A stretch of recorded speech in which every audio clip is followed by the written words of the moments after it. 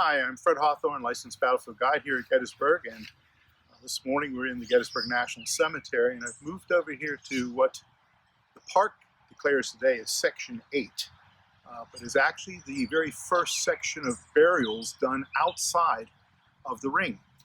And many people, when they are here, they believe that if you died in the Battle of Gettysburg, you ended up in the ring. If you weren't in the Battle of Gettysburg, you ended up outside the ring. Well, that's wrong in two ways. There's a number of soldiers buried in the burial circle that are other battles, other wars, and there are dead lying in this section that I am from here that were killed in the battle. One of which is the grave I'm standing beside, 19 unknown U.S. soldiers.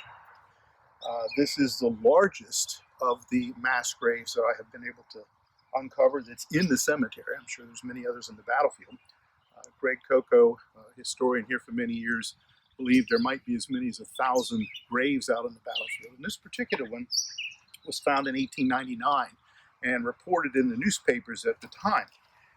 They were opening the road that we know today as Geary Avenue, somewhere near Spangler Spring, and they uncovered a grave, a mass grave, of, I believe, 18 Union soldiers. And they could tell they were Union soldiers based on the fact they had buttons, buckles, and other articles found with them.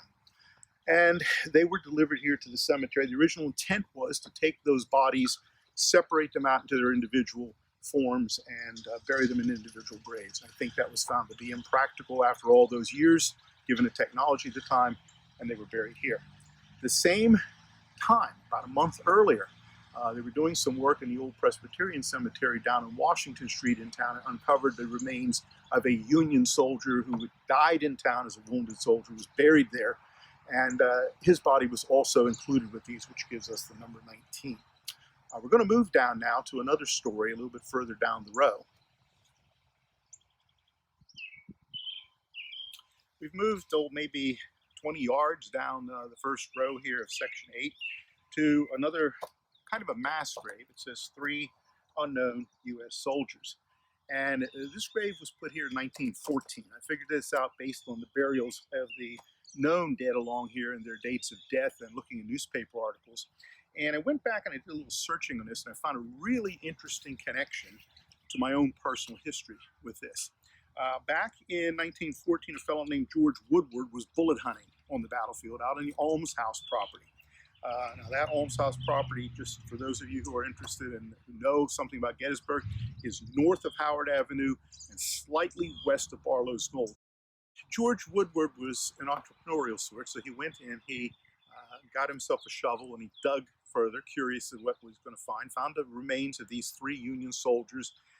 There were buttons. One of the buttons was a New York SEAL button, so he assumed that these were New York soldiers. And interestingly enough, he found 2 $5 gold pieces in the grave. One of them dated 1833. These aren't the gold pieces, but I did find an 1833 $5 gold piece, so I could show you what it looked like. And these 2 $5 gold pieces were in the grave in one of the shoes.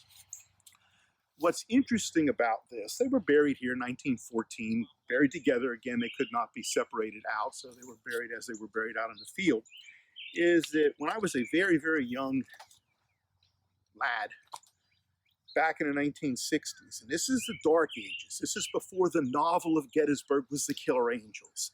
The novel back then was a novel called The 3 Days, written by Don Robertson in 1960. And Don Robertson apparently had read this story about Woodward finding these bodies with these 2 gold coins, and he basically developed a novel around the story of those 3 soldiers in the Battle of Gettysburg and how they ended up in this grave together. That was my first book on the Battle of Gettysburg. That's what started my interest in it. I was very happy to find where these fellows were buried today. I'm Fred Hawthorne, licensed guide here at Gettysburg.